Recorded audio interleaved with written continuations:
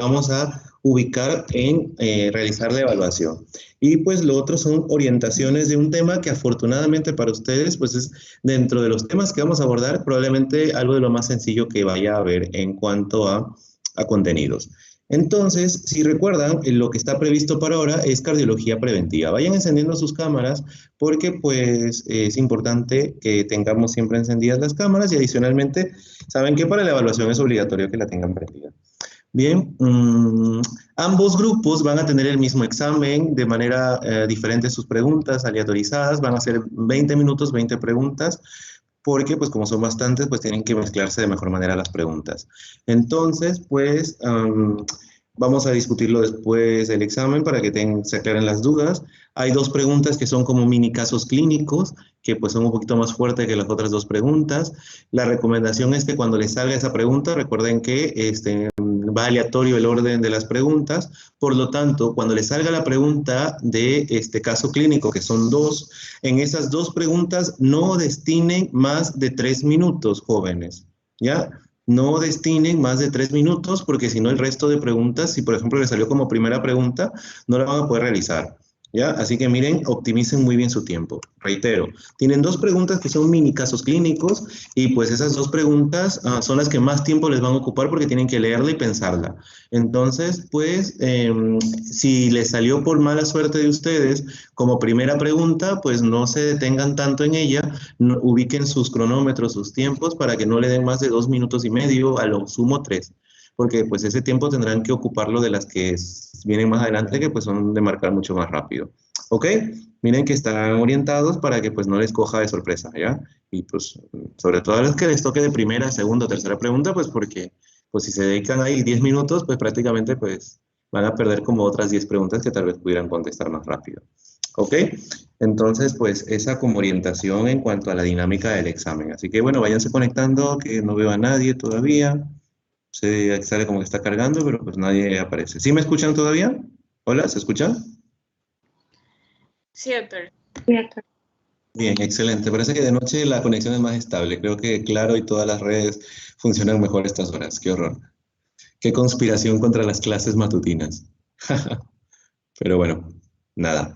Bien, vamos a empezar. Vamos a revisar un poquito de los contenidos que tenemos. Tenemos un mix de dos grupos. Creo que ustedes ya se conocen las caras, pues están mucho más de los que normalmente suelen estar. Así que trataremos de, pues, hacer esto pues lo más interactivo y rápido posible, porque pues a esta hora ya seguramente ustedes están estresados y queriendo descansar o con su mente todavía pensando en el feriado, no lo sé. Entonces, pues ya veremos qué onda. Entonces, pues, a ver, preguntemos a alguien de los del grupo original, señor Villavicencio, uno, como digo, uno de los pocos estudiantes, o creo que el único estudiante que conocía antes de empezar a dar clases. Señor Villavicencio, ¿se encuentra? Hola, doctor. Sí, ¿sí me ve? Sí, sí lo veo. Y también lo empiezo a escuchar. Así que, bien, vamos a hablar un poquito del primer capítulo que teníamos que haber revisado para esta semana. Capítulo que nos habla de lo que es la epidemiología de la enfermedad cardiovascular.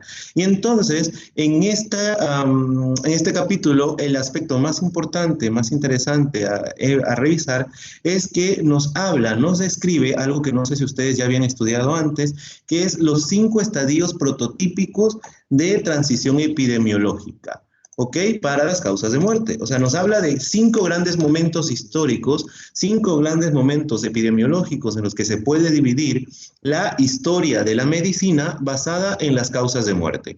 En función a eso, señor Villavicencio, hábleme de los 2 primeros momentos o de las 2 primeras etapas que existieron, que se hablan, que teníamos, y cuáles eran las causas de muerte en aquel momento, cómo funcionaba un poco la enfermedad cardiovascular en esos momentos. Díganos algo de eso, señor Villavicencio. Con respecto a los estadios, se habla de las hambrunas que hubieron, las epidemias, en donde había pues altas tasas de desnutrición, especialmente infantil. Y al hablar Ya, de ok. enfermedades, Esa es la etapa. Perdón, sí, sí, esa es la primera etapa. Mencióname primero las 5 etapas, cuáles son, y me habla de las 2 primeras, que fue lo que se le pidió, ¿ya? Para que pues quedemos en contexto, ¿no? Le enumero las etapas. La de Exacto. hambruna y epidemia, que es la que le dije, ¿no? las estas que son causadas por el hombre. No la recuerdo muy bien. Se me está saltando una. ¿Cómo? Se me está saltando una, sí. Usted me dice que el primer momento es el de las epidemias, las grandes epidemias, la peste negra, la peste roja, cuando fundamentalmente era una enfermedad infecciosa. Muy bien. Después viene una segunda etapa, que es la transición entre la que usted menciona como segunda etapa, pero intermedio le falta una. Esta es la tercera realmente, la que usted me quiere mencionar. Sí, las que son pandémicas en disminución. Ok, sí. Cuando justamente empieza a haber el primer control de estas pandemias, pues entramos a lo que se llama un periodo de transición en el que hay una disminución de las pandemias. Ok. Después de eso, ¿qué viene? Viene, a ver, de ahí le dije la siguiente y luego vendrían las enfermedades degenerativas. Muy bien, ok. Esa es la otra etapa. ¿Y la última cuál sería? La etapa 5. La sobrepeso y obesidad. Ok. Y aparece un concepto que vamos a hablar más adelante que se llama diabesidad. Ok, muy bien, señor. Entonces, la primera etapa. ¿En qué consiste? ¿Qué había de enfermedad cardiovascular en esa primera etapa de pandemias, de hambrunas que usted mencionó? Ya, en esa etapa de pandemia y hambruna, lo que respecta a enfermedades cardiovasculares era de cardiopatías reumáticas que se mencionaba. Excelente. Fundamentalmente estamos hablando que el problema del estreptococo, un fenómeno infeccioso, vemos su repercusión a nivel cardiovascular. Muy bien, entonces pues eso es como que lo que predominaba. En el segundo momento que usted nos menciona, cuando empiezan a bajar estas pandemias, ¿ha habido algún cambio a nivel cardiológico? ¿Seguimos presentando el mismo tipo de patologías? ¿Qué cree usted, señor Villavicencio? En la segunda etapa, Ajá.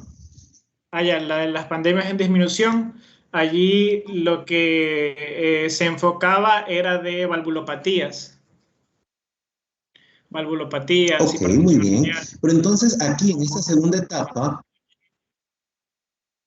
sí, en esta segunda etapa empieza a aparecer lo que es la hipertensión arterial como fenómeno que antes no se describía. ¿Ok? En la primera etapa, usted bien mencionó, pues sobre todo es la carditis reumática lo que toma la bandera de representatividad a nivel de enfermedades cardiovasculares. Pero pues también aquí estaba lo que era la cardiopatías por déficit nutricional. Y señor Villavicencio, dentro de las cardiopatías por déficit nutricional, ¿cuál microelemento o qué sustancia usted considera que tiene una huella muy importante a nivel de corazón cuando hay deficiencia? ¿Usted recuerda algún déficit nutricional que produzca manifestaciones cardiológicas típicas o específicas?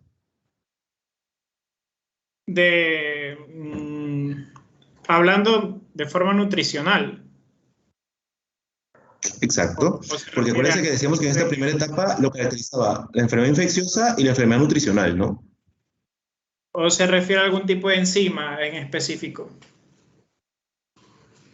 No, no enzimas. Recuerde que las enzimas no son problemas nutricionales, son problemas genéticos. ¿Ok? Usted un déficit enzimático lo tiene genéticamente determinado.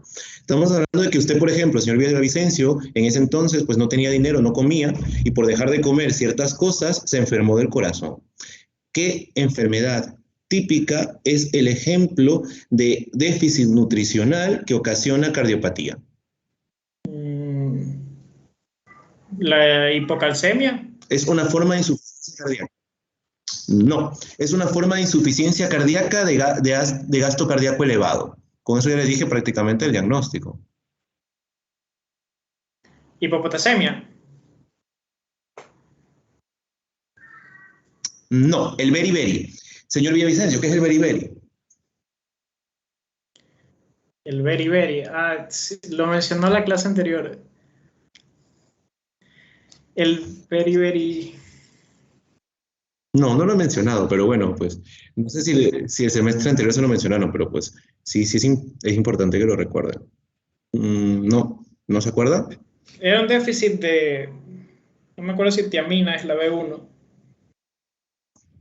Exacto, es un déficit de vitamina B1, muy bien. Y eso trae manifestaciones cardiológicas que se llaman beriberi, ¿ok? Y es una de las formas de insuficiencia cardíaca con gasto cardíaco elevado. Eso lo estudiaremos más en el capítulo de insuficiencia cardíaca, pero pues ahora mencionado con lo que estamos hablando, pues tiene relación. Bien, hasta ahí vamos a quedarnos con el señor Villavicencio, vamos a pasar con una señorita, señorita Villacrés, Valeria Villacrés, ¿se encuentra? Hola. Sí, doctor. Excelente. Señorita Villacrés, estamos hablando de la primera etapa, su compañero quería entrar a la segunda, decíamos que aquí empieza a haber un poco de hipertensión arterial, empieza a haber todavía valvulopatías reumáticas sobre todo, pero pues la cardiopatía reumática sigue habiendo. Y entonces, en la tercera etapa, ¿qué hay en esta tercera etapa a nivel epidemiológico y cómo se manifiesta de forma cardiovascular? La tercera etapa son las enfermedades degenerativas causadas por el hombre y se llaman causadas por el hombre sobre todo porque hay un aumento en la ingesta de grasas, de calorías y además de esto pues aumenta el sedentarismo, la gente ya no es tan activa y eso hace pues que aumente sobre todo las cardiopatías isquémicas, los accidentes cerebrovasculares, asimismo la hipertensión y pues la arteriosclerosis que causaría pues la cardiopatía isquémica por el aumento de grasa en lo que es las arterias coronarias y todo eso. Ok, muy bien. Es decir, que hemos empezado a ver uno de los monstruos de la epidemiología cardiológica actual, que es la cardiopatía isquémica. Bien, pero entonces, ¿qué viene después? ¿Qué pasa en la siguiente etapa, señorita? La siguiente etapa son las degenerativas demoradas. En estas, en cambio, asimismo hay cardiopatía isquémica, accidentes cardiovasculares, pero ya empieza a haber lo que es insuficiencia cardíaca, sobre todo la congestiva.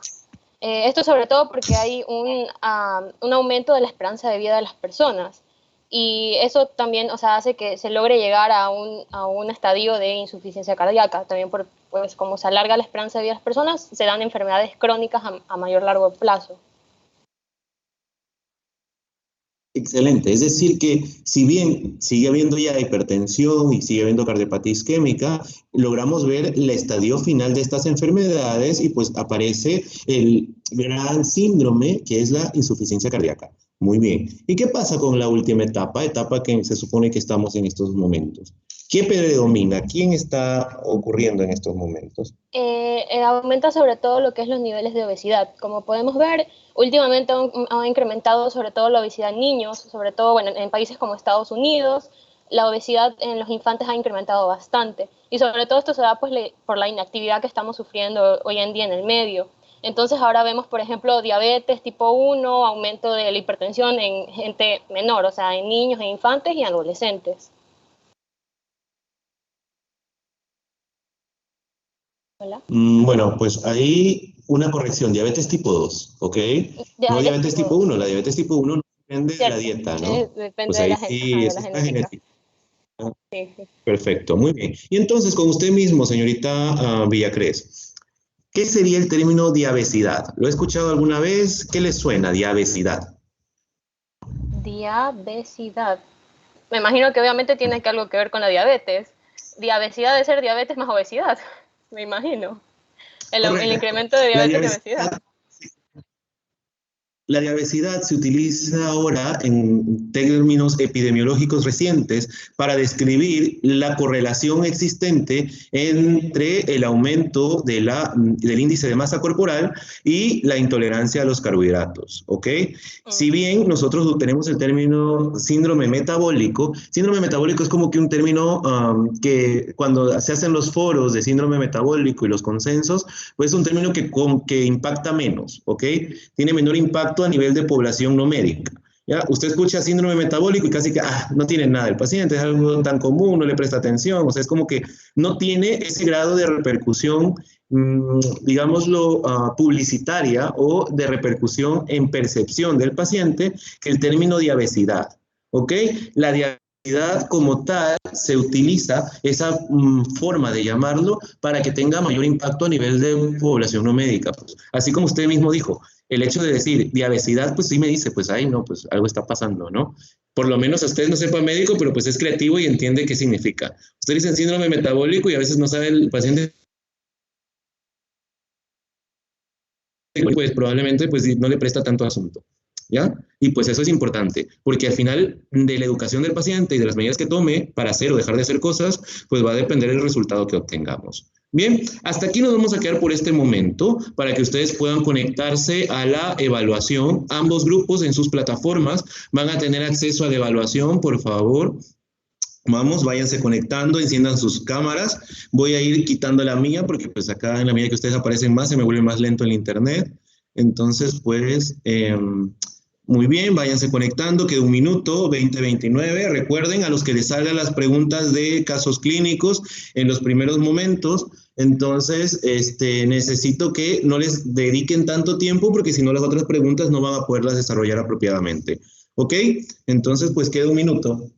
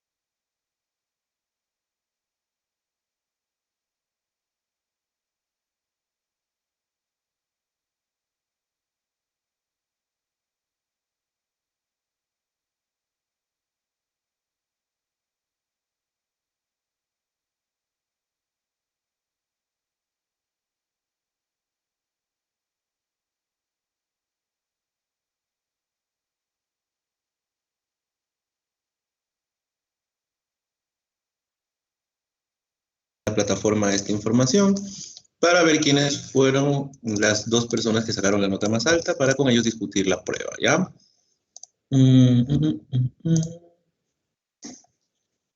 Vamos a ver. Ok, bien.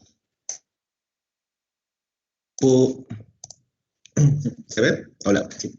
El grupo C sacó mejores calificaciones, felicidades, salió mejor que el grupo A, los dueños de aula, de hora, su promedio global 5.21 y los otros 4.25, ok. Y por ende también pues la nota más alta de la evaluación está en este grupo, en mate, entre la señorita Herrera y la señorita Valareso. Ambas sacaron la misma nota y pues fue la nota más alta. Así que, señorita Herrera y señorita Valareso, ¿me escuchan?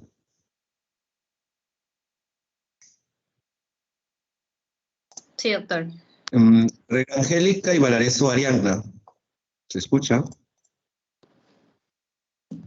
Sí, doctor, ¿me escucha?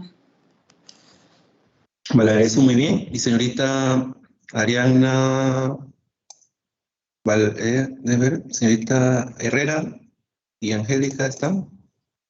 Ya Valareso está. Y falta Angélica Herrera, ¿está? ¿No? ¿Se fue? Hola, ¿alguien sabe algo de ella? Bueno, pues nada, felicidades a ambas. Pues parece que la señorita Herrera no está, así que vamos a coger a una de las que sacó la nota más alta de acá. Y pues fue un varón, señor Luis Cedillo. ¿Se encuentra, señor Cedillo? Hola, ¿está? Sí, doctor. Sí. ¿O desapareció también after test? Ok, no lo veo, señor Cedillo. Bien, déjenme ir poniéndome en la parte de la simulación del examen para que pues podamos discutirlo.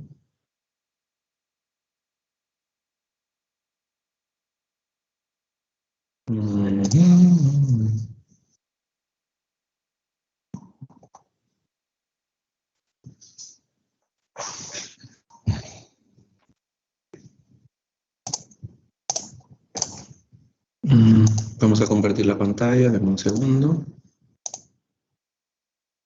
Bueno, me indican por favor si es que se logra ver ya la pantalla.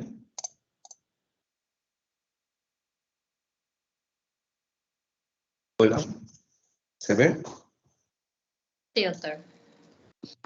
Muy bien, empezamos con la señorita Valareso, empezamos con las mujeres, pasamos después al señor, dijimos, ¿quién era? Bueno, su compañero. Bien, entonces, empezamos, léanos por favor, ¿qué dice? Un ejemplo de función sistólica, bueno, un ejemplo de función sistólica adecuada del ventrículo izquierdo sería, yo puse la C. Muy bien, empezando. TAPSE evalúa función sistólica del ventrículo izquierdo, señorita Valareso. No, es el derecho. Ok. Por lo tanto, esos parámetros no podían ser. Y el valor de 45 de fracción de eyección, pues está disminuido. Por lo tanto, la respuesta correcta, como bien seleccionó, fue FEBI de 58. Muy bien, señorita. Continuamos entonces. Tenemos que cargue.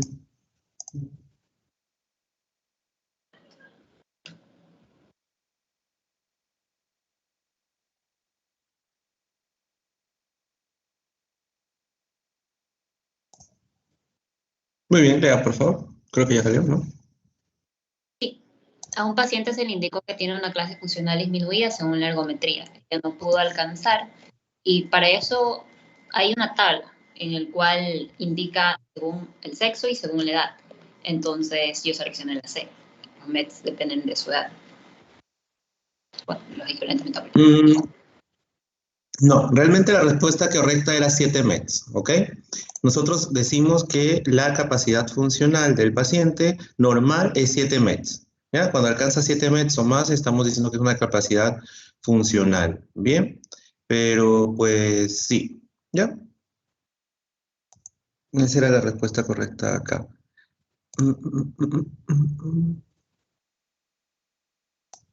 Bien, seguimos. A ver, un paciente con bloqueo de rama izquierda es enviado a realizar una prueba de esfuerzo. No debió ser la indicación de dicho estudio. A ver.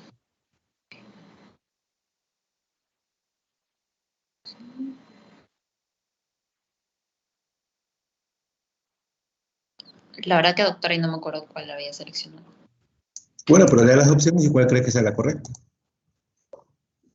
A ver, la A es análisis de la presión arterial en ejercicio, la B es búsqueda de arritmias al esfuerzo, y la C es evaluación de la respuesta cronotrópica, y la D es estudio de un angor atípico. Entonces, creo que esa era la que me seleccionó. Angor atípico. Excelente, sí, muy bien. La prueba de esfuerzo sirve para muchas cosas, pero cuando el patrón de bloqueo de rama izquierda es el patrón eléctrico del paciente de forma basal, la prueba de esfuerzo pierde validez para el diagnóstico de cardiopatía isquémica. ¿Ok? Es decir, que nos sigue valiendo para evaluar la presión, nos sigue valiendo para buscar arritmias, para buscar la respuesta cronotrópica, pero pierde valor para el diagnóstico de cardiopatía isquémica. Por lo tanto, si un paciente tiene bloqueo de rama izquierda y mandamos una prueba de esfuerzo, no está bien indicada si se la mandó para evaluar angor, para evaluar isquemia. Pero si la mandamos porque el paciente es hipertenso y queremos saber si su presión se controla en el esfuerzo, o si queremos ver si es que hace algún tipo de bloqueo o de arritmia al ejercicio, pues eso está muy bien. ¿Ok? Entonces, pues está bien seleccionada esa pregunta, pues si es que la marcaron así. Continuamos, entonces era esto. Seguimos. Bien, uno de los casos clínicos, vamos a ver. Paciente masculino de 57 años de edad, hipertenso, diabético, exfumador, obeso, dislipidemia mixta.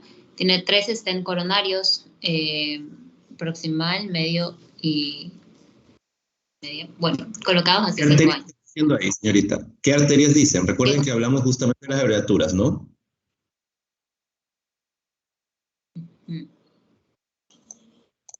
Primera clase. Hablamos de las abreviaturas que se emplean en el cateterismo, ¿se acuerda?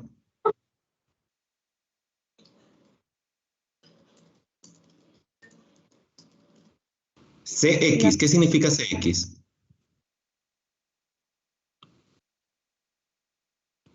Circunflejas. Correcto, circunfleja. Entonces no se dice CX, sino se dice circunfleja proximal, circunfleja media. DA, ¿qué significa DA?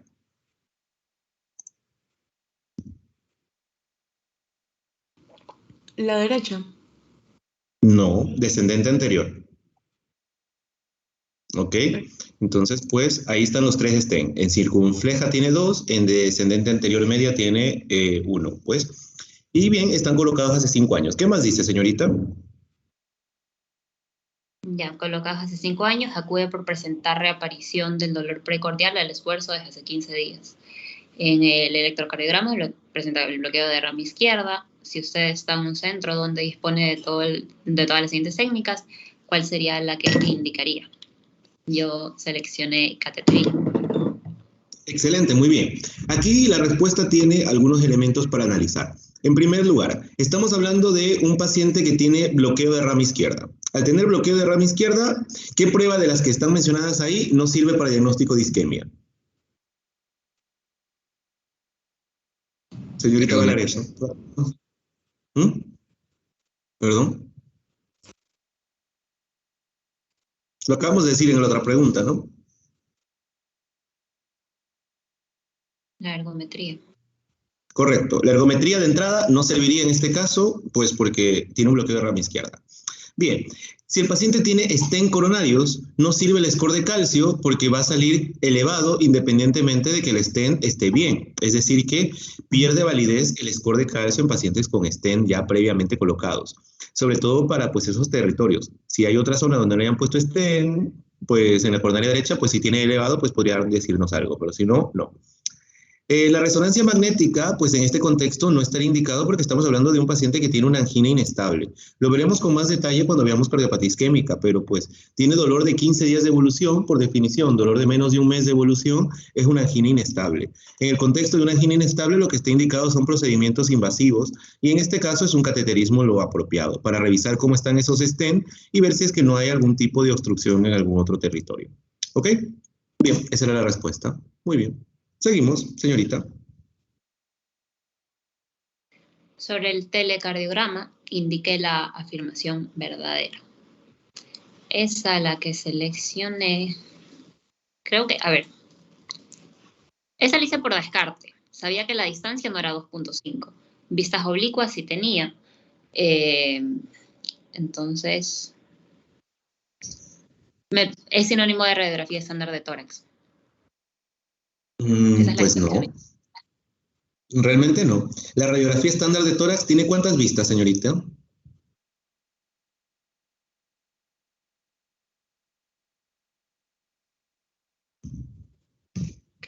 Hola. Dos. La estándar de tórax es una sola vista, por eso se llama estándar de tórax. ¿Ya?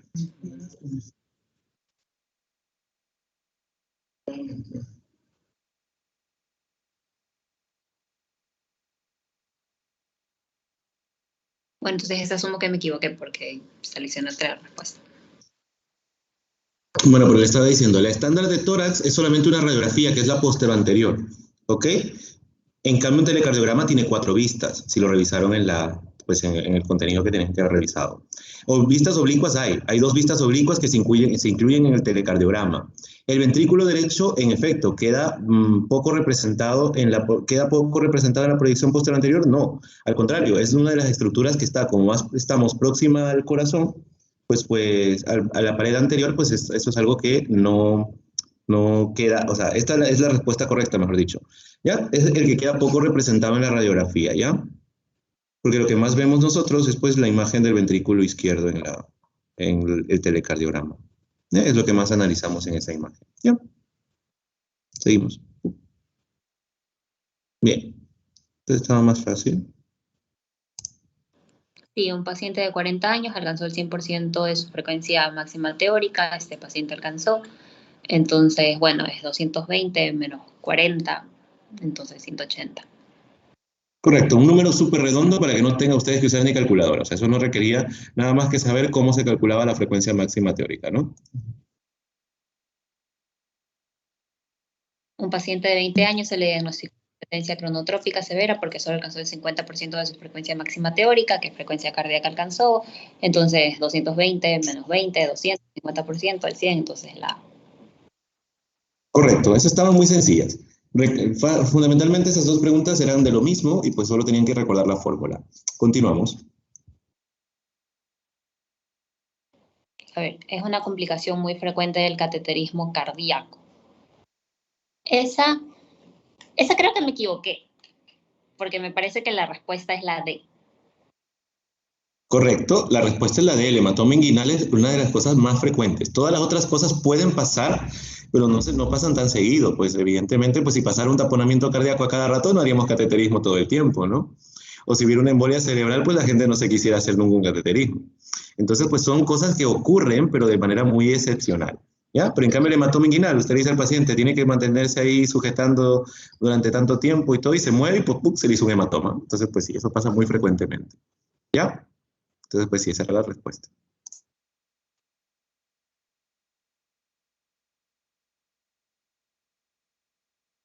Un arco medio prominente en la radiografía de tórax posterior anterior se relaciona con...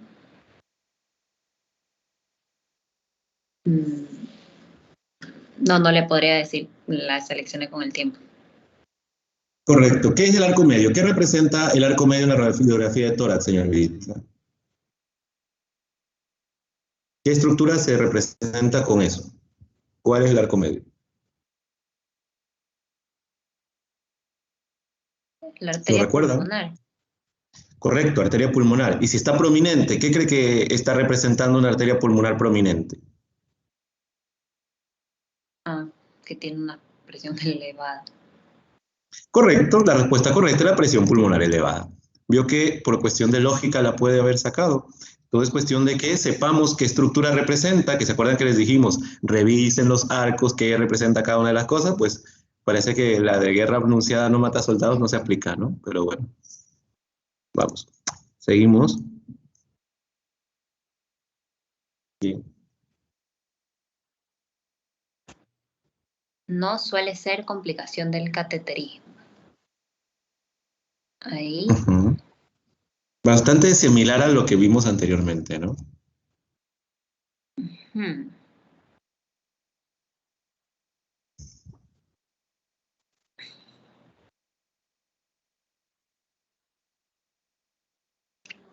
Creo que seleccioné entre Complicada. la A y Perdón, no le escuché. Se entrecortó. me parece que seleccioné entre la A y la B. Entre el área D. B. Ok. La respuesta correcta era crisis hipertensiva, ¿ya? Todas las otras cosas pueden pasar, pero es muy raro que al paciente con cateterismo, o que tenga un cateterismo, se le suba la presión. ¿Y por qué? Porque normalmente el paciente llega en un estado hemodinámico, si es un cateterismo de urgencia, muy malo. Por lo tanto, sus presiones suelen estar más bien en el piso. Son pacientes que a veces están choqueados, a veces están con muy mala hemodinámica, y pues realmente pues es muy extraño que lleguen con presiones elevadas o que secundario al cateterismo hagan hipertensión refleja, ¿ya?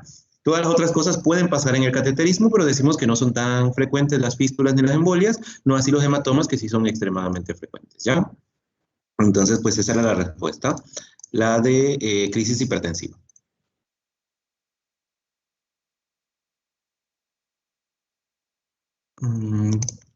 Antes de que continúe, su compañero Luis, ¿está? Luis, ¿qué era el apellido?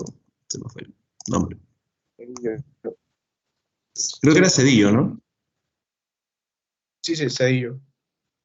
Correcto, entonces para no monopolizar con solo uno, vamos a ponerle a usted que continúe respondiendo las otras preguntas. Gracias, señorita Valareso, y felicidades nuevamente. Pues obtuvo la nota más alta, aunque algunas parece que la sacó por la monedita, pero bueno, vamos a ver. A ver, señor Cedillo, vamos a ver si usted también lanzó una moneda y le ayudó. Ok, léase, por favor. La resonancia magnética cardíaca presenta menor utilidad para el diagnóstico de... Esa ahí le puse la C, la fractura de electrodos pericárdicos.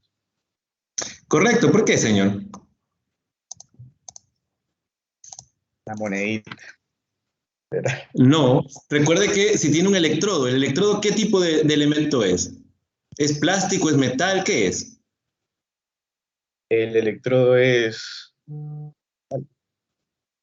¿Es? Es metálico. Sí, metálico. ¿Y qué pasa con la resonancia magnética y los objetos metálicos? ¿Se puede usar la resonancia con pacientes que tengan objetos metálicos? No se puede. Correcto, salvo que le hubieran dicho que era con electrodos que son compatibles con resonancia, porque ya existen los electrodos y los dispositivos cardíacos compatibles con resonancia magnética. Pero pues como no le especifican de todas las opciones que hay ahí, un electrodo fracturado, además si se fracturó un electrodo, pues probablemente no era de nueva generación, pues era un electrodo viejito, ¿no? Y entonces pues ese electrodo no debe ser compatible con resonancia. Así que, pues estaría contraindicado más bien utilizar resonancia magnética. Mientras que en todas las otras opciones, pues se puede emplear sin problema la resonancia para el diagnóstico. ¿Ok? Bien, continuamos. El otro caso, muy bien, vamos a ver. Doctor. Hola. Disculpe, una pregunta. Si es que el paciente tuviese prótesis que no son ferromagnéticas, ¿sí podría hacerse una resonancia? Incluso si tiene una prótesis, por ejemplo, aórtica, magnética, mecánica, esas prótesis pueden también usarse. Ya, porque las prótesis aórticas, las prótesis mitrales, son un componente metálico no vibratorio. ¿Ok? Y pues recuerden que la resonancia actúa en función a, como la palabra lo dice, vibraciones, y por lo tanto no es que la va a arrancar tampoco si fuera de otra forma, pero le daría calor. Así que pues si se refiere a prótesis cardíacas, pues se puede usar con cualquier tipo de bioprótesis, excepto con unas prótesis que se llaman prótesis de Edwards, que ya no se usan desde los años 70, así que pues eso ya no existe.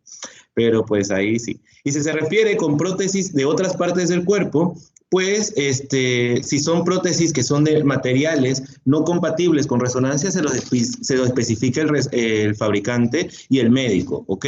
Sobre todo ese problema lo tenemos con traumatología, ¿ya? Porque los traumatólogos meten tornillos y clavos a todo el mundo, entonces pues a veces nos meten en problemas porque pues ellos sí te meten cosas que no son compatibles con resonancia.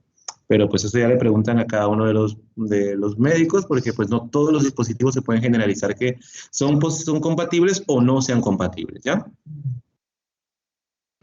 Gracias, doctor. Ok, muy bien, continuamos, señor. Recuerden decir siempre su nombre antes de preguntar, ¿ya? Porque ahorita siento que hubo una pregunta fantasma, así como que una voz a lo lejos preguntó y no supe quién fue. Pero bueno, vamos, continuamos. Paciente masculino de 50 años, fumador, con obesidad, hipertenso, dislipidémico, no diabetes, padres fallecidos de infarto de miocardio, asintomático cardiovascular, con un EKG, con hipertrofia ventricular izquierda y sobrecarga sistólica. Y va a ser operado de aneurisma de aorta abdominal y lo envían a cardiología para descartar isquemia coronaria. Estaría indicado en este caso realizar, yo puse una prueba de esfuerzo. Muy bien. Está bien, excelente, pero está mala respuesta. En todo caso, pues vamos a analizar bien el contexto. Si fuera un paciente al que no lo íbamos a operar de aorta abdominal, la respuesta suya, señor, estaba muy bien. ¿Ok? Una de las pocas cirugías que es mandatorio, independientemente de lo que tenga o no tenga el paciente, de características clínicas, de realizarse cateterismo, es las cirugías de aorta. ¿Ok? Cuando nosotros operamos aorta, la operación de aorta no es quitarse una muela. La operación de aorta tiene en cuanto a riesgo el mismo riesgo que una operación intracardíaca. Por lo tanto, si usted tiene una obstrucción de una arteria del corazón, es necesario tratarla antes que hacer la cirugía de la aorta. Por ende, independientemente de todo lo que le pusimos ahí, que pues también le hubiera sugerido que pues el paciente tiene sospecha de alguna enfermedad arterial coronaria, pero pues en este caso el cateterismo es parte del protocolo de una cirugía de aorta. ¿Ok? Y pues es una de las indicaciones del cateterismo diagnóstico, pacientes que van a ser sometidos a cirugías de grandes vasos, en este caso aorta. ¿Ok? Entonces, pues esa era la respuesta, cateterismo.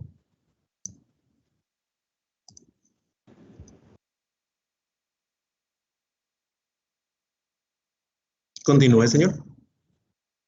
Ya, en relación con el calcio arterial coronario, seleccione el enunciado verdadero.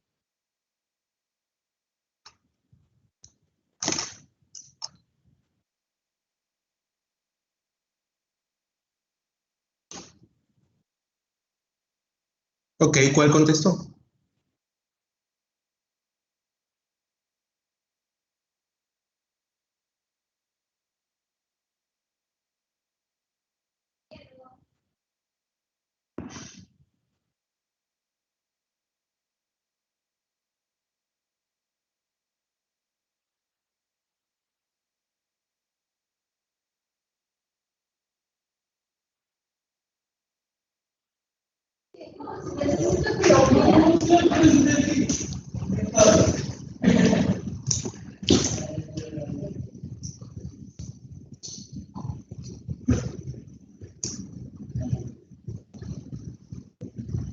Hola.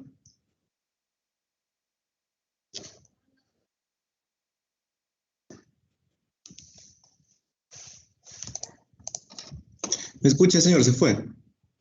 Parece que tiene problemas técnicos. Bueno, de nuevo con la otra compañera, señorita Valareso. Vamos a abusar de usted todavía.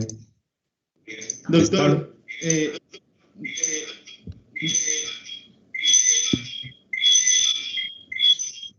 oigo una voz con eco. No sé, señor Sánchez creo que era. doctor, disculpe, soy Sánchez. Quiero hacerle una pregunta de acuerdo a la pregunta anterior, la del caso clínico. No Ya. sé si podría regresar. Ese es el problema. Siempre les digo que cuando tengan una duda de alguna pregunta, la hagan en el momento. Ya, ahorita si quieren revisar algo en concreto de esa pregunta, pues lo hacemos cuando terminen todas las otras porque tengo que reiniciar una simulación nuevamente, ¿ya? ¿Me escuchó, señor Sánchez?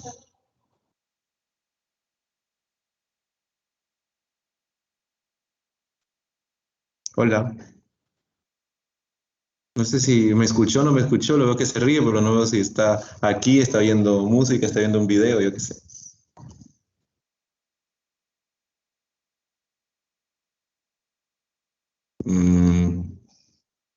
Bueno, asumiremos. Doctor, disculpe, es que no sé, porque creo que mi internet está algo mal. Quería hacerle una pregunta. Dimos cuenta. Creo que luego la revisamos, luego que acabemos todo, ¿ya? Ok. Ya, bien. Ahora sí. Señorita Valareso está, o el señor que estaba hablando, Luis Cedillo, ¿no? ¿No está? Señorita Valares, usted creo que sí está, ¿no? Porque su compañero se fue. Mm, Hola. Mm, ¿No está?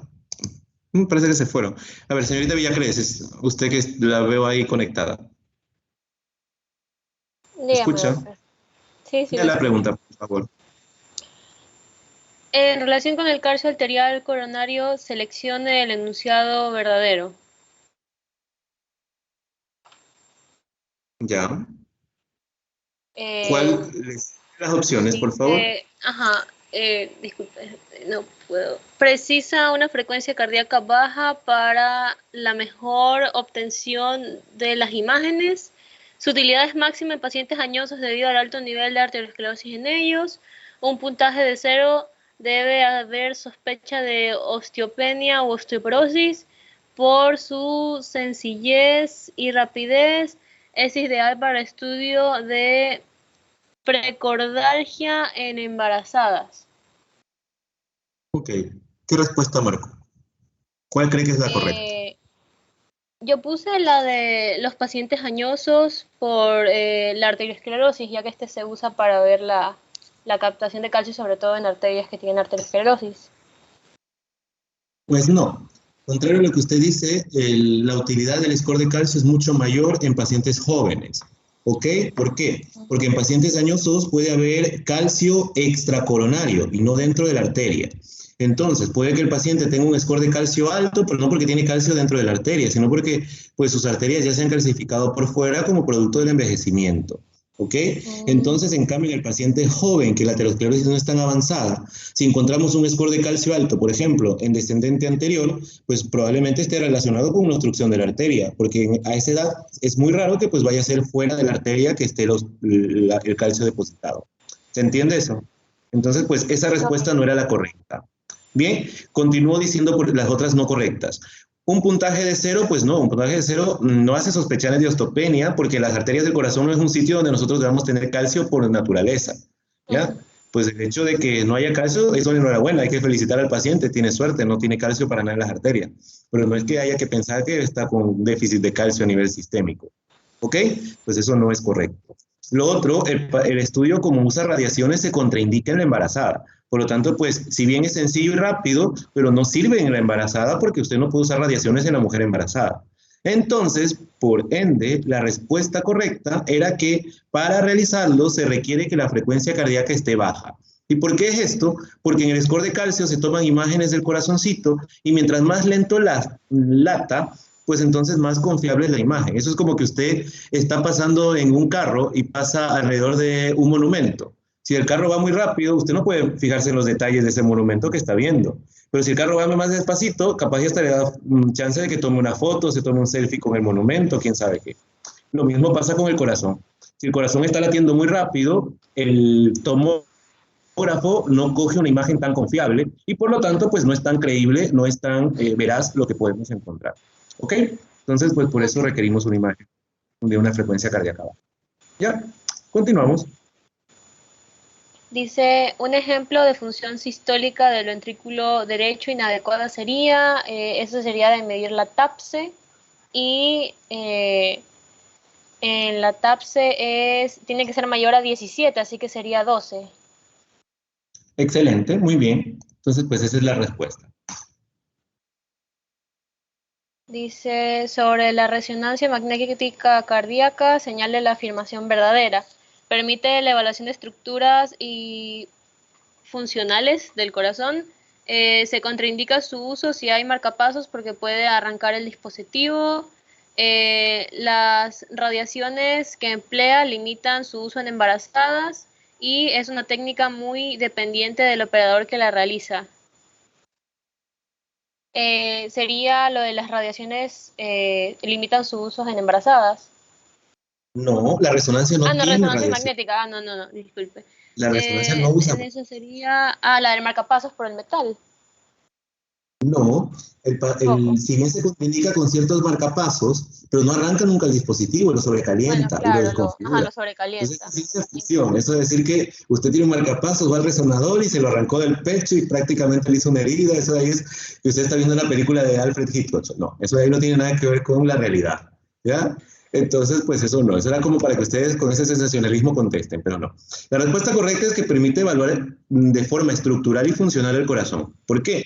Porque nos permite ver la estructura, las paredes, las válvulas, el pericardio, ver cómo está. Pero también nos permite ver la función, nos permite estimar la FEBI, nos permite ver cómo está la contractilidad, nos permite ver cómo abren y cierran las válvulas. Es decir, que no solamente nos da elementos estructurales, sino también elementos funcionales del corazón. Bien, y pues lo de que el operador, depende del operador, no, eso justo lo dijimos, que la resonancia es una de las técnicas que revolucionó la cardiología, porque usted solo pone play en el resonador y pues si seleccionó lo correcto, pues el equipo se encarga de hacerlo todo. Entonces, pues no. Así que esa era la respuesta, la A. Seguimos.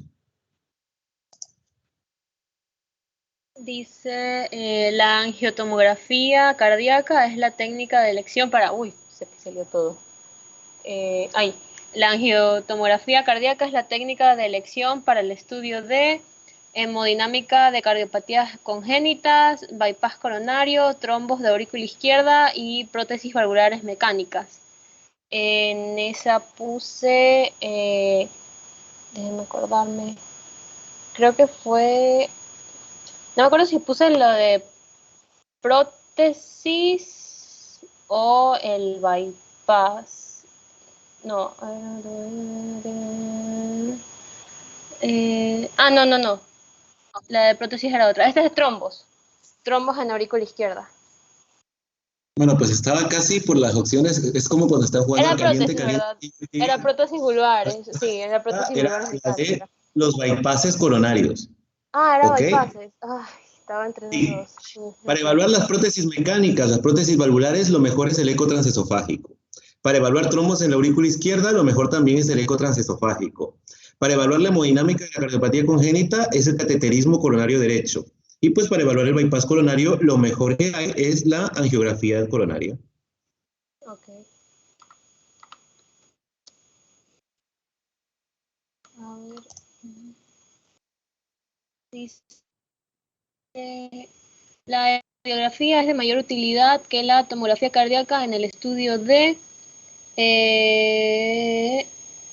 flujos transvalvulares. Excelente. Justamente, acuérdense que lo acabamos de decir de la pregunta anterior, que las válvulas, sus flujos, el Doppler del ecocardiograma, pues evalúa muchísimo mejor el flujo que pues la tomografía. ¿Ok? Para todas las otras cosas, pues la tomografía tiene igual o mayor sensibilidad que pues la ecocardiografía. ¿Bien? Dice, sobre la cardiología nuclear, señale la opción falsa, esta era la del potasio. Utiliza compuestos que tienen analogía de transporte de transmembrana del ion potasio. Eso marcó como falso. Opción falsa, porque se asustaron en 5 días. Sí, esa marqué como falsa. No, la respuesta correcta era la C. La de los 5 días. Ya, okay. Exacto. Esta técnica, lo mencionamos creo que cuando le hicimos la introducción la semana pasada al tema, les dijimos que lastimosamente en nuestro medio no es muy disponible, pero en otras regiones se puede usar incluso en el síndrome coronario agudo y pues sus resultados se los puede dar en minutos, en horas, depende pues la habilidad del técnico y pues de la disposición y disponibilidad que haya. Pero no es que tardan 5 días en informarse. ¿Ya? Doctor, yo tenía entendido que para la cardiología nuclear no se utilizaba talio y el otro compuesto, talio 201 y el otro compuesto era como, no era selenio, pero era como algo. Por eso Sí, no muy pensé bien, en talio potasio. y tecnesio. Talio y tecnesio. Está muy bien. Entonces, ¿qué tiene que ver el potasio? El potasio? Ahí me confundí. Porque ¿cómo entran esos compuestos a la célula, señorita? No ha leído entonces el capítulo. De lo que tenía entendido, pues ingresaban los isótopos a través de la membrana. Pero... Exacto, porque se parecen a aquello para que la membrana los confunda. Ya. Ok. ¿Ya entendió por qué tiene que ver? Sí, ya. Ok, Ya. ahora sí. El talio y el tecnecio entran a la célula cardíaca porque su composición es muy parecida a la que tiene el potasio Tiene el como ion. potasio. Entonces, Ok. cuando usted lo pone cerca de la membrana se equivoca y en lugar de comer potasio, se come al talio y al tecnecio y lo mete a su interior. Y por eso es que se pueden hacer los estudios. Por eso es que dice, compuestos que tienen analogía de transporte, es decir, usan el mismo cotransportador sodio-potasio, y por eso es que pueden entrar a la célula estos productos, y por eso podemos hacer los estudios. Ahí no le está diciendo que está bien. utiliza potasio, está diciendo que utiliza una sustancia que su transporte en la membrana usa un análogo del cotransportador de sodio-potasio. Así que pues ahí leyó mal la opción, creo, o no sé. Sí, listo, ¿Ya? doctor, gracias. A ver, dice, son contraindicaciones relativas de la prueba de esfuerzo, excepto la miocarditis aguda activa. Esa es absoluta. Correcto. Esa es una contraindicación absoluta. Usted con un paciente con miocarditis aguda no le puede mandar a hacer una prueba de esfuerzo porque se le puede morir ahí mismo. ¿Ya? Dice, la angiotomografía coronaria y la resonancia magnética cardíaca pueden ser útiles para estudiar las mismas patologías, excepto miocarditis virales. Correcto, porque la miocarditis viral no lo ve para nada la tomografía. Solamente le sirve Eso para es la evaluación de en la resonancia. resonancia. ¿Ok? Entonces, pues bueno, ese fue su examen. Si se dieron cuenta, mucho más parecido a un examen más clínico, que esa es la idea, porque a veces pues ustedes están acostumbrados al hecho de que le pongan un examen, repitan tal cosa, digan las contraindicaciones de tal cosa o vean así, y pues la idea de los exámenes es que se parezcan a la vida real, y la vida real les da o resultados de exámenes y ustedes tienen que saberlos interpretar, o les da pacientes que ustedes tienen que saber qué le van a pedir al paciente para poderle diagnosticar. Entonces pues el objetivo de los test que les vamos a ir poniendo es esto, de que ustedes se pongan en el papel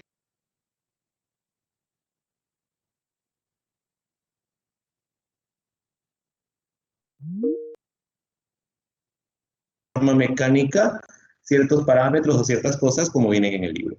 Bien, entonces, pues si se van dando cuenta, vamos introduciéndonos cada vez más a la cuestión clínica, a la cuestión de la cardiología como tal, que es lo bonito que tiene esta especialidad, ¿no? Y pues disfrútenla mucho, véanla bastante bonito, porque pues es una especialidad que es muy interesante. Y ya les digo, si ustedes estudian lo que se les orienta, porque pueden revisar que todo lo que estaba ahí fue orientado específicamente para que lo revisen, pues entonces ustedes van a darse cuenta que van a salir bien también. Vamos a tratar de resolver la inquietud de su compañero Sánchez, creo que es. Déjenme buscar. A ver si es que... Doctor, yo también tenía otra duda sobre la pregunta de los METs. No sé por qué, pero en el libro me aparecía que eran los 5 METs, 5 equivalentes metabólicos a lo que se tenía que llegar. No, es a 7. Revíselo. Es a 7. Okay. Cuando vea la clase funcional 1, revíselo en la tabla. Incluso hay una tabla que le aparece ahí. La clase funcional 1, que es la normal, es 7 o más METs que usted alcance en la prueba de esfuerzo. Si usted alcanza 5, pero no llega a 7, está en clase funcional 2. Y por definición esa no es la normal. ¿Ya? Listo, gracias. Pero déjenme buscar. Vamos a pasar rapidito. Déjenme ir a...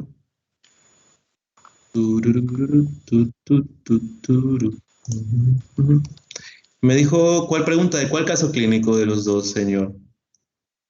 Si no me equivoco, creo que es el caso número 12. No estoy tan seguro, pero creo que es por el 12, creo que era el caso clínico, que la respuesta era cateterismo. Los dos tenían de respuesta cateterismo, entonces como... Hablaba de obesidad y de las arterias coronarias, si no me equivoco. ¿Tenía que el paciente stent o no tenía stent? No recuerdo con exactitud. Pero yo recuerdo que empezaba que era un paciente obeso y por esa misma razón es como que no me incliné tanto por cateterismo. Más bien me incliné por el SPECT, ya que hablaba de las arterias coronarias. Verifique si es esta de la opción que estamos viendo. ¿Puede ver la pantalla? Sí, pero no me proyecta todavía el caso clínico, doctor. ¿No le sale? No sé si mis compañeros. Déjenme ver, que creo que esto sale como otra pantalla. Vamos a recompartirla. Ahí le sale.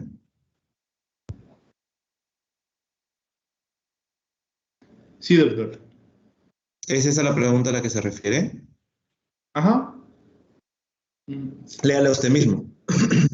Ok, tenemos un paciente masculino de 50 años, fumador, obeso, hipertenso y dislipidémico, no diabetes, padres fallecidos de infarto de miocardio, asintomático cardiovascular, ecocardiograma con hipertrofia ventricular izquierda y sobrecarga sistólica. Va a ser operado de aneurisma de la aorta abdominal y lo envía a cardiología para descartar isquemia coronaria. ¿Estaría indicado en este caso realizar? Usted Yo me selecciona fui. SPEC. Yo seleccioné SPEC, ya que los médicos lo utilizan para diagnosticar lo que son las arterias coronarias, A ver, ¿qué averiguar si sucede? es un ataque cardíaco. Pero a mí lo que me Vamos. llamó la atención también porque era obeso, entonces por esa razón no elegí cateterismo.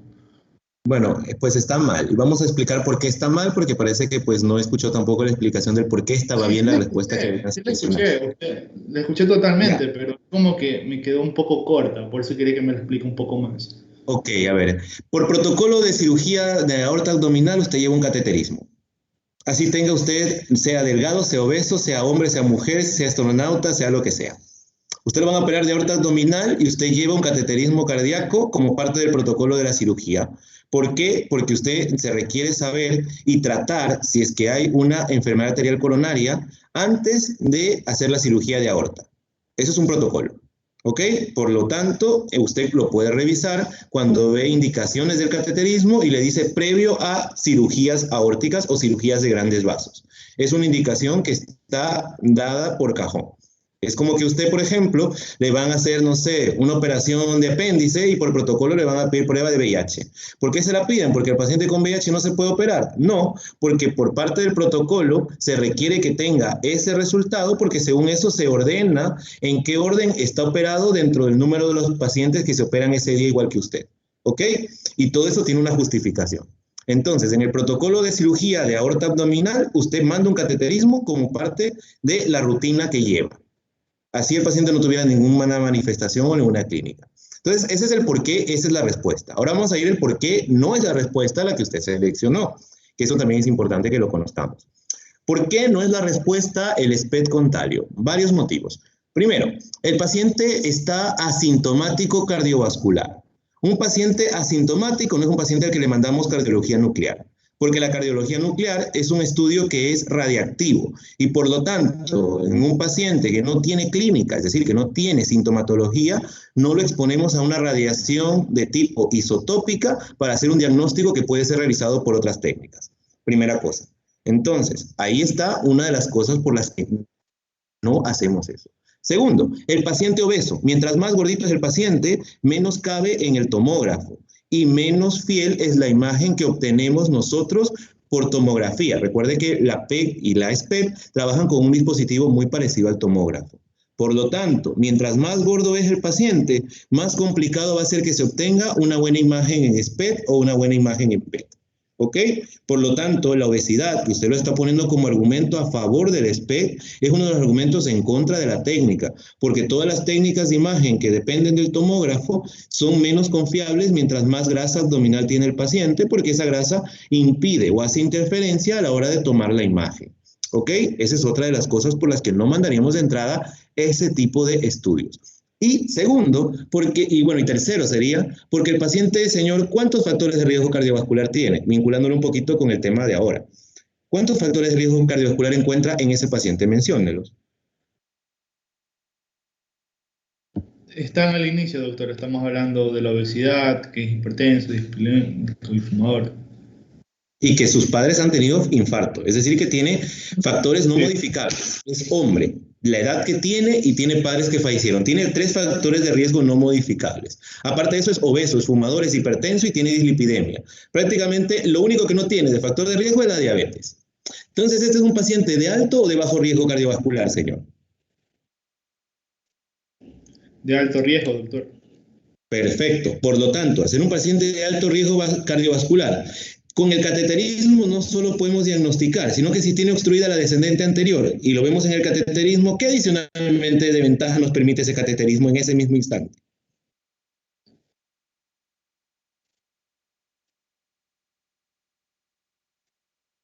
¿Me escucha, señor? Sí, doctor, pero no estoy seguro. Doctor, algo que sí me gustaría tratar para ver si podemos tratar de resolver más o menos estos tipos de casos en clases, porque de verdad nos va a llevar como un preentreno al momento de las lecciones. Entonces, de verdad, justamente lo discutimos post clase, porque justamente es eso. La evaluación no solamente es una nota para ustedes, sino una forma de aprendizaje también. Y por eso es que les digo, las preguntas tratan de ser clínicas, y es lo que tratamos de hacer. ¿Ok? Lastimosamente, el encuentro que tienen conmigo es el encuentro teórico, y esto que se dan cuenta ustedes es más práctico. Quienes tendrían que enfatizarles y darle más vuelta a ustedes en el ejercicio de este tipo de situaciones son sus profesores de práctica, ¿no? Entonces, pues, eso ustedes pidan a sus profesores de práctica. Lastimosamente, con ninguno de ustedes yo tengo la materia en práctica. Por lo tanto, ninguno de ustedes va a ver conmigo esto mismo aplicado día a día, porque eso se supone que es un profesor de práctica. ¿Me entiende, señor Sánchez? Lastimosamente, el encuentro mío es para orientarles contenidos y los evalúo de forma práctica porque así los evalúa la vida. Pero no estamos en una clase práctica porque no es esta la parte práctica del componente que ustedes están estudiando. ¿Me explico, señor Sánchez? Sí, doctor, entiendo. Muchas gracias por su tiempo. ¿Ok? Entonces, eso. ¿Ya? Y pues, en efecto, entiendo la insatisfacción y el gusto que ustedes sintieran porque les hiciéramos un taller de todas estas cosas, pero pues lo trataremos de hacer un poquito más adelante, pero ustedes pondrán como tarea el taller. Porque el problema es que les digo, la clase se nos queda corta para poder discutir esto en clase, porque pues el encuentro teórico es eso. Les damos los principios de manejo de esas cosas y con el profesor de práctica ustedes discuten, profundizan, simulan casos, situaciones, porque para eso es el profesor de práctica. ¿Correcto, señor Sánchez? Y pues reitero, entiendo su frustración porque pues al final no sé quiénes les den práctica, si son también cardiólogos o no, pero pues entiendo totalmente su posición, su postura, pero pues entienda que el objetivo de la clase, lastimosamente, es abordar las cuestiones teóricas de la cardiología. Sí, doctor. Bien, algo que tengamos, jóvenes, en relación con la evaluación que tuvieron, ¿no? Bien, vamos a hacer algunas orientaciones porque pues el tiempo se nos va y pues esto de acá pues es extremadamente importante que les orientemos algunas cositas. Vamos a ir capítulo a capítulo diciendo algunas cosas. Primer capítulo, ya estamos viendo algo de cómo son los momentos epidemiológicos y lo otro que tienen que enfatizar que viene ahí muy claro son los distintos factores de riesgo cardiovascular. Esto de los factores de riesgo cardiovascular se vincula con lo que van a ver ustedes en el capítulo 42, que es como un desglose más grande de cómo se deben abordar cada uno de esos factores de riesgo. ¿Ok? Y además les menciona la existencia de nuevos marcadores o nuevos predictores de riesgo cardiovascular. Revisen eso y pues está bastante práctico, bastante fácil de abordar, de digerir. Muy bien, capítulo 2 le habla de las cardiopatías en las distintas poblaciones. Fundamentalmente revisen en qué tipo de población cada una de las enfermedades que ustedes están más prevalentes, cardiopatía isquémica, hipertensión, insuficiencia cardíaca, son más severas o evolucionan de peor manera y en qué poblaciones es un poco más benévola la enfermedad. Eso lo revisan porque viene resumido, viene dado bastante claro en el capítulo 2. Y es el objetivo de ese capítulo. Entender con qué población vamos a tener un hipertenso, por ejemplo, que evoluciona mucho más feo. O en qué población una insuficiencia cardíaca está mucho más compleja de manejar. Entonces, pues todo eso es importante a la hora del manejo. Bien, en cuanto a la ética, capítulo 3, ustedes sobre todo revisen lo que es la cardiología paliativa. ¿En qué paciente está indicado que iniciemos cuidados paliativos cardiológicos? ¿Cuándo decimos que un paciente cardiológico está para cuidados paliativos? Eso revísenlo, que es lo más importante del capítulo. Entender qué es la cardiología paliativa, a qué se refiere con aquello. ¿Ok? Entonces, ¿alguien dice algo? Sí, no está compartiendo nada, por si acaso. Seguimos en la lección. Sí, perdón, bueno, la idea era no compartirles nada, perdón, ya les descomparto la lección, ya. ¿Ok? ¿Ya se quitó la imagen? Sí. Ya, es que igual eran orientaciones, como les digo, pero bueno, el otro les estaba adornando un poco la pantalla, pero ya ahí se los quitamos. Bien, entonces seguíamos. En la parte de la ética era eso, ¿no? En cuanto a lo de las tomas de decisiones en cardiología, revisen los conceptos que les dan ahí de sensibilidad, especificidad. Revisen lo que es el teorema de Bayes, ¿ok? Importantísimo, eso de entender por qué un test puede cambiar su interpretación según las circunstancias del paciente, ¿ok? Por ejemplo, vamos a poner ejemplo de teorema de Bayes, de la aplicación. Ustedes, por ejemplo, hacen una prueba en un paciente de muy alto riesgo, un paciente obeso, dislipidémico, hipertenso, que pues fuma y que aparte de eso, pues tiene dolorcito en el pecho que no es tan típico. Y ustedes le hacen una prueba de esfuerzo y la prueba de esfuerzo sale normal. Pues en este caso, la prueba de esfuerzo, ustedes van a decirle al paciente no tiene nada o van a ir a buscar otro estudio más complejo o más exquisito para poder tener la seguridad de esto. Pues probablemente, como es un paciente de alto riesgo con tantos factores, pues a pesar de que la prueba de esfuerzo diga que está normal, nosotros diremos, no sé, está como dudoso, capaz no alcanzó la frecuencia apropiada o algo así, y pues pedimos otro tipo de pruebas. Entonces, todo esto implica que nosotros tengamos un preconcepto de qué situación clínica tiene el paciente antes de realizarse un estudio, para que según eso sepamos con qué grado de confiabilidad vamos a tomar el resultado. ¿Ok? Y pues eso es importantísimo y eso lo ven en lo que se llama teorema de Bayes. Bien, entonces pues también ustedes deben evaluar eso que se llama paradoja riesgo-tratamiento. Es una cuestión muy interesante en lo que es medicina y pues en cardiología mucho más, ¿no? Y pues todos estos otros errores que nosotros tenemos a la hora de tomar decisiones o de realizar investigación clínica. Bien, entonces pues eso revísenlo, son cosas muy bonitas, muy interesantes y pues que ustedes sin saberlo lo manejan día a día de forma empírica. ¿Ok? Pues eso. Bien, el capítulo 45 es el otro capítulo que pues es muy, muy fuerte, muy grande, pero pues no nos separen tanto bola en el tema de los tipos de transporte de las lipoproteínas y todo eso. ¿Ya? Habla de las dislipidemias. Fundamentalmente revisen ustedes cómo es el manejo de las dislipidemias. ¿Cuándo ustedes van a usar estatinas? ¿Cuándo deben usar gemfibrosilo o sus equivalentes, fibratos? ¿Ok?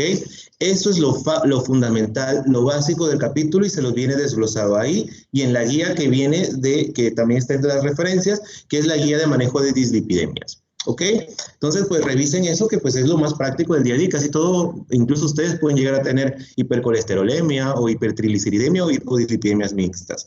Entonces, pues entender en qué paciente va la simvastatina, en qué paciente va el gemfibrosilo, que no se pueden asociar los dos fármacos al mismo tiempo, qué fibrato sí se puede asociar a simvastatina, cuál no se puede asociar. Todo ese tipo de cosas, revísenlas, porque son lo más clave, lo más fundamental del capítulo. Bien, entonces, pues, esto de acá es lo que nos queda.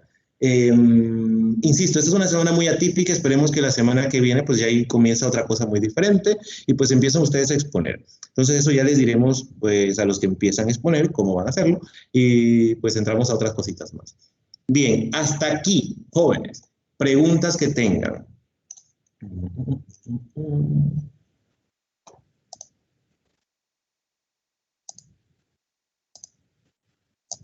Hola. Coordinadores, ¿alguna inquietud de sus grupos, señores? El otro jueves exponemos entonces. Los que tienen jueves, sí, los que tienen el lunes que están más cerquita también, y ya les diré eso. Realmente no es tan extenso lo que viene para acá. Siempre les doy un píldora. Sí, eso ya les indico pues el día de mañana. Preguntas que tengan. Tenemos que hacer los grupos desde el lunes, me imagino. No los hacen ustedes, no se preocupen. Todo les distribuyo yo. Listo. Ustedes no seleccionan ni el tema, ni el grupo, ni con quién hablan, ni cuándo lo van a hacer, ni la secuencia. Todo va distribuido por mí. Una preguntita, doctor. Dígame. Cortés ¿Quién está habla? hablando. Sí, dígame. Le iba a preguntar Ok. que cuándo ya podía mandar los talleres para poder tener más notitas. Ya, eso empieza con el siguiente tema. Una vez que empecemos el siguiente tema, nosotros vamos a empezar con los talleres. Hasta ahora, como se da cuenta, eran cuestiones que eran un poco más teóricas, por decirlo de alguna forma, aunque como se dieron cuenta de la evaluación, se los trató de trasladar a algo más práctico, ¿ya?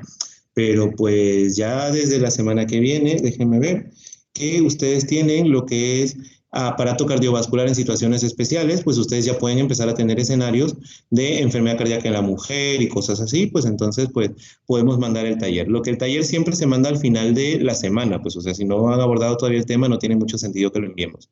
Así que para el día viernes de la semana que viene, pues esperamos ponerle una tarea a todos ustedes para que le entreguen pues en el tiempo prudente. ¿Ya? Entonces pues ya eso lo van a ir viendo. ¿Ok? Gracias, doctor. Muy bien. ¿Alguna otra pregunta, señores, señoritas? Deje ver. Señorita Ewes, señor Romero, que son los dos coordinadores del A y del C. Preguntas, inquietudes, lamentos, nostalgias, desesperanzas, no sé. Para la próxima, doctor. ¿Perdón? Que las lecciones estén un poco más suaves para la próxima. Esa pregunta, esa elección es súper sencilla. Si hubiera estado compleja, el mayor indicador de las pruebas es cómo está, a ver, cuál es el primer percentil que se ubica en las lecciones. ¿Okay? ¿Qué significa el primer percentil? Cuando ordenamos los puntajes de ustedes, ¿cuáles son las notas que alcanzan las 10 primeras personas que obtienen puntaje? Y pues si ninguno de ellos hubiera alcanzado 5 o 6 de nota, pues en verdad la prueba estaba muy difícil e inasequible. Pero realmente hubo notas de 7, de 6, 6 y medio, y pues eso nos habla que en general la prueba no estuvo inasequible, lo que no estudiaron lo suficiente el resto. Entonces, pues realmente, pues incluso para esto nosotros como docentes tenemos indicadores que nos hablan de cuán fuerte estuvo la prueba. Mis pruebas siempre van a ser para pensar. Y si se dan cuenta, pues yo no les paro ni mucha bola cuando están desarrollándolas para qué están haciendo, si la tienen en chat paralelamente todos ustedes o lo que sea, porque mis pruebas no son de responder algo sin pensar. Y pues por ende, el hecho de que la hagan simultáneamente 60 personas, pues me tiene sin cuidado, porque ustedes tendrán que pensar lo que tienen que contestar y eso no lo hacen en un chat, en un foro. Entonces, pues realmente, por eso les digo, o sea, es pensar y para poder pensar deben ustedes haber leído lo que se les orienta. Así que nada, sí es un poco más suave el tema que viene porque pues es un tema más suave. Pero el tema de más arriba es un poco más pesado porque viene poblaciones especiales y pues van a ver que eso es más clínico y mucho más bonito, pero pues puede ponerle situaciones que les haga pensar bastante. Y pues nada, se los adelanto nada más. Así que estudie, señor Romero, que las lágrimas no suben la nota.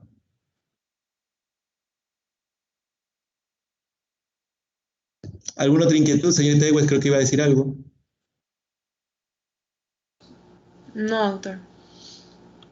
Ok, muy bien. ¿Alguna otra cosa, señor Romero? Doctor, yo quería hacer una pregunta. Salazar. Salazar, sí. La próxima semana, y bueno, la semana 4 y 5 serán sobre hipertensión arterial sistémica. Entonces, quería consultarle la siguiente semana, o sea, qué temas vamos a tratar puntualmente para poder dividir bien y porque siempre son largos los capítulos y a la final casi nunca los terminamos de leer. Entonces, como para hacer, o sea, utilizar bien el tiempo y saber qué vamos a tocar puntualmente la siguiente semana y venir bien preparados en esos temas. Quería saber si podría lo que le explico. Mire, señorita Salazar, la guía que les di es una guía bastante específica. Ahora, del capítulo no le voy a poner con resaltador, lea esto, porque pues eso no funciona así. Una de las habilidades que como estudiante de medicina usted tiene que desarrollar es aprender a resumir, ¿ya? Y una de las cosas que tiene que aprender a resumir son capítulos de 100 páginas. ¿Ok? Y eso es una de las habilidades y destrezas que no son del estudiante, o sea, que no es de usted a este nivel que tiene que desarrollarla, sino que la tiene que haber venido desarrollando.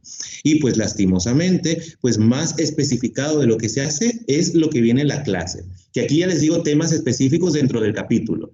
Pero antes de eso no les puedo poner eso porque si no lo que les estaría dando son píldoras de una otra y otra cosita y esa no es la idea. La idea es que usted va leyendo y dice, mira, esta es la historia de esto, esta es la historia del cateterismo, esto no me sirve, esto no importa.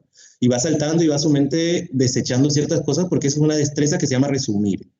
Bien, y pues eso es algo que si no lo ha desarrollado todavía, señorita Salazar, le recomiendo que empiece a ejercitarse leyendo artículos de otras cosas para que aprenda a hacerlo. Porque lastimosamente así funciona y pues está por eso dado qué capítulos vienen en cada uno de los temas.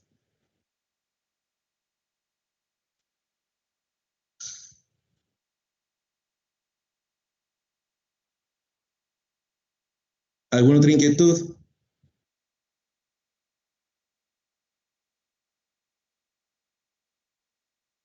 Bueno, si no queda ninguna otra duda, nos despedimos. Nuevamente, agradecerles por su cooperación para el hecho de la recuperación de la clase fuera de horario. Esperamos que no se vuelvan a dar estas circunstancias atípicas. Y pues nada, estudien mucho, revisen lo que se les envía, que siempre lo que se les hace énfasis es lo que sale en la evaluación. ¿Ok? Tengan excelente noche y pues nos vemos la semana que viene, con unos el lunes, con otros el jueves, y pues ahí nos estamos viendo qué tal les ha ido. ¿Ok? Tengan excelente noche, pasen muy bien. Chao, doctor.